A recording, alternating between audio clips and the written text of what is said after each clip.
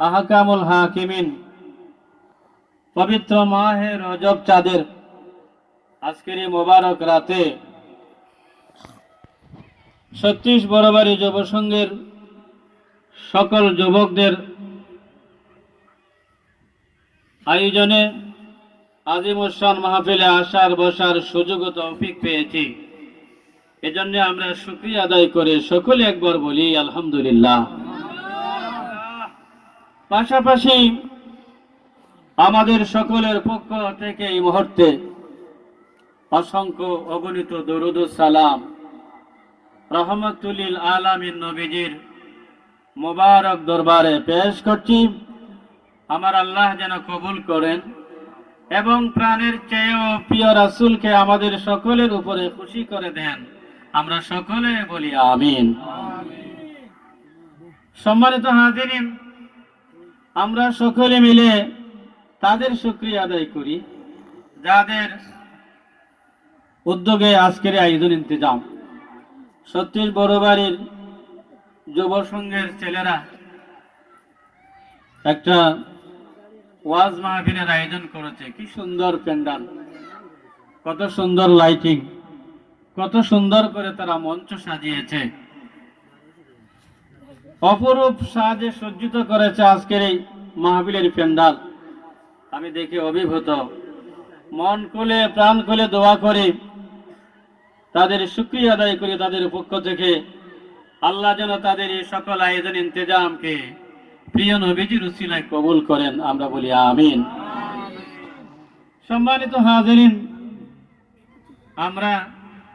আপনারা জেনে খুশি হবেন, আজ আমরা এমন একটা মাহফিলে এসে বসেছি যে মাহফিলকে আজ থেকে 1450 বছর আগে আমরা যে নবী পাকের উপর ঈমান এনেছি, আল্লাহর পরে যে নবীর উপর ঈমান আনছি, সেই নবী দোজাহা নবী মুস্তাফা সাল্লাল্লাহু আলাইহি ওয়াসাল্লাম এরকম মাহফিলকে বেহেশতের বাগান বলে ঘোষণা দিয়ে গেছেন। কোন আলহামদুলিল্লাহ। আমার আপনার নবীর মোবারক কণ্ঠে ঘোষিত বেহেশতের বাগান মাহফিলে আমরা যেন এসেছি, আল্লাহ সুযোগ দিয়েছেন, এজন্য আপনারা খুশি না বেজার। আল্লাহ যেন আমার আপনার সকলের আশা বসাকে কবুল করেন। আমরা বলি আমিন।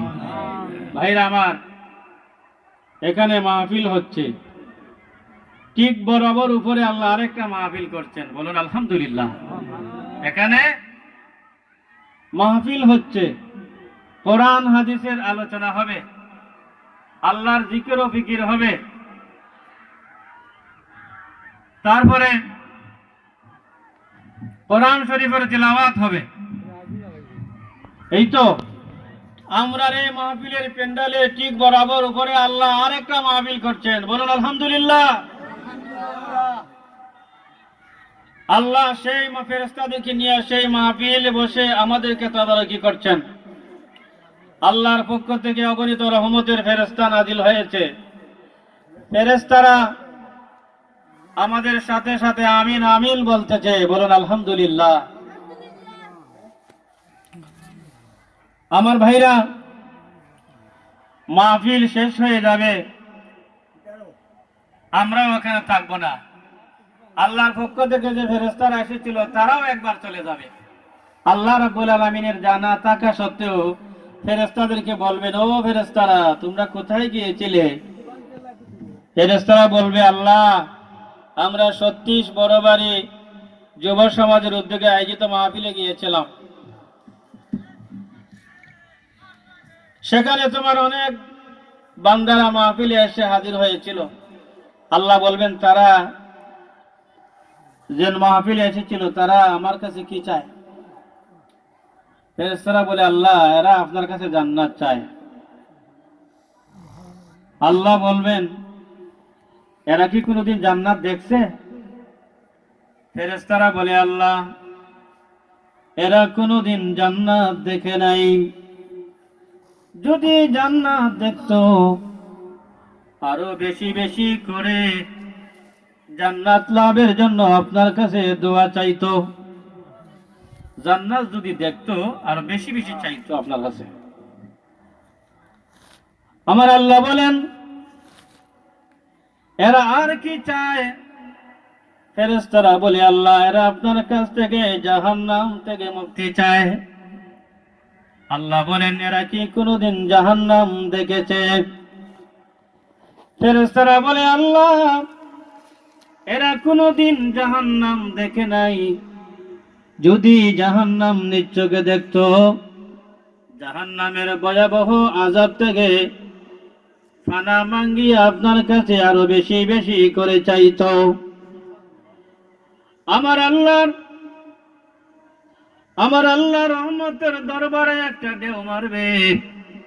আল্লাহ ততক্ষণাৎ আমার আপনার উপর খুশি হইয়া ফেরেশতাদেরকে সাক্ষ্য করে ঘোষণা দিবেন, হে ফেরেশতারা, তারা কোনোদিন জান্নাত দেখে নাই, তথাপিও জান্নাতের নাজ নিয়ামতের কথা ভেবে আমার কাছে জান্নাত চায়। জাহান্নাম কোনোদিন দেখে নাই, তারপরেও জাহান্নামের আগুন থেকে বাঁচবার জন্য আমার কাছে পানা চায়। ওরে ফেরেশতারা, তোমরা সাক্ষী থাকো, আমি আমার সকল বান্দাদেরকে যারা এই মাহফিলে এসেছিল, আমি তাদের সকলকে আমার নিজ দয়া গুণে মাফ করে দিলাম। সুবহানাল্লাহ, এত বড় প্রাপ্তি। তো আমরা আলগা থেকে কোনো কিছুই তো বুঝি না। আমরা এমন দেশের মুসলমান যে আমরা এমন একটা দেশে বাস করছি যে দেশটা বিশ্বের কাছে দ্বিতীয় মুসলিম রাষ্ট্র হিসাবে স্বীকৃত। সারা বিশ্বের মুসলমানরা জানে বাংলাদেশের সংখ্যাগরিষ্ঠ মুসলমান, কিন্তু আমরা দেশের অধিকাংশ ইসলাম দরদি মানুষেরাও ইসলাম সম্পর্কে জানে না, ইসলামের নবী সম্পর্কে জানে না। ঠিক কিনা? ঠিক জানে না। যেমন সাহাবায়ে কেরামের যুগে আল্লাহর নবীর কথা শোনার জন্য, কখন কোন সময় নবীজি কোন কথা বলেন তা শোনার জন্য সাহাবায়ে কেরাম দিনের পর দিন, রাতের পর রাত থাকতেন। আবু হুরায়রা রাদিয়াল্লাহু তাআলা আল্লাহর নবীর এক জলিলুল কদর সাহাবী, তিনি সবচাইতে বেশি হাদিস বয়ান করেছেন, সবচাইতে বেশি হাদিস বয়ান করেছেন, প্রায় ৬,০০০-এর মতো হাদিস। সাহাবায়ে কেরামদের মধ্যে বেশি হাদিস বয়ান করেছেন হযরত আবু হুরায়রা রাদিয়াল্লাহু তাআলা। ওনার বাড়ি হলো ইয়েমেনে। তিনি ৮০ জনের একটা দল নিয়া ইসলাম গ্রহণ করার জন্য ইয়েমেন থেকে নিয়ত করে মদিনা এসেছিলেন। মদিনায় এসে দেখেন নবীজি মদিনাতে নাই। আল্লাহর নবী যখন খাইবরের যুদ্ধ হচ্ছে, সেই যুদ্ধে আল্লাহ নবী তিনি মদিনার থেকে খাইবরের যুদ্ধ প্রাঙ্গণে চলে গেলেন। সেখানে গিয়ে আল্লাহর নবীর সাথে দেখা করলেন। সুবহানাল্লাহ। দেখা করে ইসলাম গ্রহণ করে ওনার সাথের লোকেরা ইয়েমেনে চলে গেল কিছুদিন থেকে। কিন্তু আবু হুরায়রা রাদিয়াল্লাহু তাআলা নবীর দরবার ছেড়ে যাননি, নবীর দরবার ছেড়ে যাননি। হযরত আবু হুরায়রা রাদিয়াল্লাহু তাআলা নবীর দরবারে থেকে গেলেন। আল্লাহর নবীর সাহাবীদের মধ্যে সবচেয়ে গরীব সাহাবী ছিলেন তিনি। তার সহায় সম্পত্তি কিছু নেই, মুসাফির, অন্য এক দেশ থেকে এসেছেন। আল্লাহর নবীর ঘরে কিছু খাবার দাবার হলে তিনি তা খেয়ে বাঁচতেন। অনেক সময় পেটের ভুকে ওনার সময় কাটত। সুবহানাল্লাহ। পেটের খিদায় তিনি ভুগতেন। কোন সাহাবীর কাছে, কোন মানুষের কাছে গিয়ে কিছু চাইতেন না। আল্লাহর নবীর মহান ঘরে কিছু হলে খাবার দাবার খাইয়া ক্ষুধা নিবারণ করতেন। যখন বেশি ক্ষুধার তীব্র যন্ত্রণা হতো, তখন আল্লাহর নবী সাহাবীদের কাছে গিয়া হাদিস বয়ান করতেন। তো সাহাবীদের মধ্যে কেউ যদি বুঝতে পারতেন যদি ক্ষুধার্ত, তখন তারা খাবার দিতেন। তা আল্লাহর নবীর সাহাবীর মধ্যে একজন হযরত জাফর বিন আবি তালিব, আল্লাহর নবীর আপন চাচাতো ভাই, হযরত আলী রাদিয়াল্লাহু তাআলার আপন বড় ভাই, আবু তালিবের ছেলে জাফর বিন তালিব, জাফর বিন আবু তালিব, তিনি বড় দয়ালু মানুষ। আল্লাহর নবীর সাহাবীদের মধ্যে তিনি ছিলেন বড় দয়ালু। তিনি আবু হুরায়রার দুঃখ দুর্দশা, ক্ষুধার্ত অবস্থা বেশি বুঝতে পারতেন। বেশি বেশি তিনি আবু জাফর, জাফর বিন তালিব ওনার দরবারে যাইতেন, গিয়ে হাদিস শোনাতেন। তিনি আবু হুরায়রাকে দেখি আগে খাবার দাবারের ব্যবস্থা করতেন, আগে খাওয়াইতেন, খাওয়ার পরে যখন পরিতৃপ্ত হতেন তখন বলতেন আপনি হাদিস শোনান। সুবহানাল্লাহ। ওনার একটা আদত ছিল, অভ্যাস ছিল মানুষকে শুধু খাওয়ানো, বিলানো, দেওয়া। এই জন্য আল্লাহর নবী সাল্লাল্লাহু আলাইহি ওয়াসাল্লাম বলেছেন জাফর বিন আবু তালিব তিনি হলেন মিসকিনদের বন্ধু, মিসকিনদের বন্ধু। উনি এখন বেহেশতে আছেন, আল্লাহ ওনাকে দুইটা ফাঁকা দিয়েছেন। এই দুইটা ফাঁকায় ভর করে তিনি পৃথিবীর এক প্রান্ত থেকে আরেক প্রান্তে ঘুরে বেড়ান, জান্নাতেও ঘুরে বেড়ান। কোন সুবহানাল্লাহ। ওনাকে জাফর বিন তাইয়ার, জাফর তাইয়ার বলা হয়। দুইটা ফাঁকা দেওয়া হয়েছে, এই জন্য ওনাকে বলা হয় জুল জানাহাইন, দুইটা ডানার মালিক। সুবহানাল্লাহ। তো তিনি আবু হুরায়রার অবস্থা বুঝতে পারতেন। এক সাহাবী, ওনার দেশের এক সাহাবী এসে প্রশ্ন করলো, হে আবু হুরায়রা, তুমি এত হাদিস জানলে কিভাবে? তিনি বলেন, আমার অভাব আমাকে সবচাইতে বেশি হাদিস শিক্ষা দিয়েছে। অভাবের কারণে আমি আল্লাহর নবীর দরবার ছেড়ে আর কোথাও যাই নাই। নবীজির অন্যান্য সাহাবীরা তারা নবীর কাছে কিছু সময় থাকতেন, আবার কিছু সময় দুনিয়ার খামে কাজে সময় ব্যয় করতেন। আর আমি এমন একজন, আমি সব সময় আল্লাহর নবীর দরবারে পড়ে থাকতাম। এই জন্য আমি সব থেকে নবীর কাছ থেকে হাদিস শুনেছি, আর তিনি হাদিসও বেশি বয়ান করেছেন।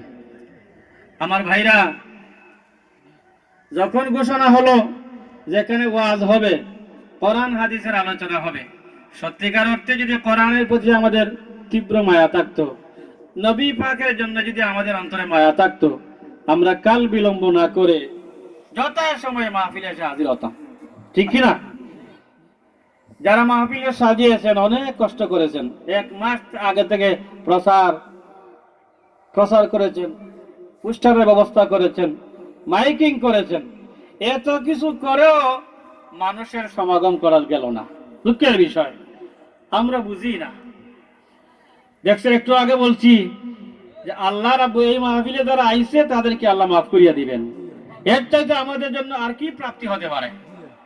মাহফিল তো আর প্রতিদিন করা যায় না, বছরে একবার, মাসে একবার। এখন এউথ সিজন, শুকনা মৌসুম, এই কারণে খরা গেছে। বর্ষার টাইমে তো মাহফিল করা যেত না। আমার ভাইরা, তকদির আমাদের বড় খারাপ। আমরা অনেক কিছু করেও কাউকে বোঝাতে পারলাম না। এখনো পর্যন্ত আমার দেশের মানুষরা ইসলাম, নবী, কোরআন কি জিনিস বোঝে না। এত কিছু শোনার পরেও বোঝে না। ভাইরা আমার, আমাদের জন্য দুঃখ, আফসোসের বিষয়। আপনারা, আমরা সাধারণ মানুষ, আমরা তো বুঝি না। অনেক আলেম ওলামারাও বুঝে না। ইসলামের নবী, ইসলামের নবী যে কত মহান, ওনার যে কত সম্মান মর্যাদা, ফিল বুঝে না। আলেম ওলামারাও, আলেমদের মধ্যে কিছু আলেম আছে আমার নবীকে পর্যন্ত ব্যঙ্গ বিদ্রুপ করে কথা বলে, আছে না এমন? এটা আফসোসের বিষয়। আমার ভাইরা, কি বলবো দুঃখের কথা। আমি পবিত্র কোরআনুল কারীম থেকে যে আয়াতে কারিমা তিলাওয়াত করছি, এই যে আলোকে কিছু বলবো ইনশাআল্লাহ। এটা রহমতের মাস, বরকতের মাস। এই মাস যখন আসতো, আল্লাহ নবী এই মাসের মর্যাদার প্রতি, সম্মানের প্রতি লক্ষ্য করে আল্লাহ নবী দোয়া করতেন, আল্লাহুম্মা বারিক লানা ফি রাজাব ওয়া শাবান ওয়া বাল্লিগনা রমাদান। আমার লগে আপনারা বলেন, আল্লাহুম্মা বারিক লানা ফি রাজাব ওয়া শাবান ওয়া বাল্লিগনা রমাদান। আমার ভাইরা, আল্লাহ নবী দোয়া করছেন, আল্লাহ রজবে শাবানে আমাদেরকে বরকত দাও, ও আল্লাহ আমাদেরকে রমজান পর্যন্ত নিয়ে পৌঁছাই দাও। কারণ আমরা যে মরমু, মানুষের হায়াত, মানুষ যে মরব, মরণের দুইটা অবস্থা, একটা হলো মুবরম আর একটা হলো মুআল্লাক। একটা কনফার্ম সিল মারা হয়ে গেছি আমরা অত বছর বাঁচবো, আর একটা হলো গিয়ে ঝুলন্ত, আমরা 60 বছর বাঁচবো, এটা ঝুলন্ত। আল্লাহ ঝুলাই রাখছেন। এই অবস্থার থেকে হায়াত বাড়ার একটা সুযোগ আছে। সুযোগটা হলো মা বাবা যদি দোয়া করে তার সন্তানের জন্য, আল্লাহ আমার বাচ্চার হায়াত দিও, যদি কবুল হয়ে যায় বাচ্চার 60 বছরের পরও আর কিছুদিন বাঁচবো, হোক আলহামদুলিল্লাহ। নেক আমলের দ্বারা হায়াত বাড়ে, নেক আমলের দ্বারা হায়াত বাড়ে। ফির আউলিয়ার দুয়ায়, আল্লাহর কোন বুজুর্গ ওলির কাছে গিয়া যদি আপনি চান হুজুর আমার জন্য একটু দোয়া করেন, হুজুর যদি একটু দোয়া করে দেন, এর বদলতে আল্লাহ আপনার হায়াত বাড়াই দিতে পারেন। নবীজি এই লোককেই বলেছেন যে যাদের হায়াত ঝুলন্ত, মনে করেন সে রমজানের আগের মাস হলো শাবান, শাবান মাসের 20 তারিখ তার সময়সীমা, হায়াত ঝুলন্ত। এখন যদি সে দোয়া করে, আল্লাহ আমারে রমজানে, আমারে শাবানে, রজবে বরকত দাও, আর রমজান মাস পর্যন্ত নিয়ে পৌঁছায় দাও,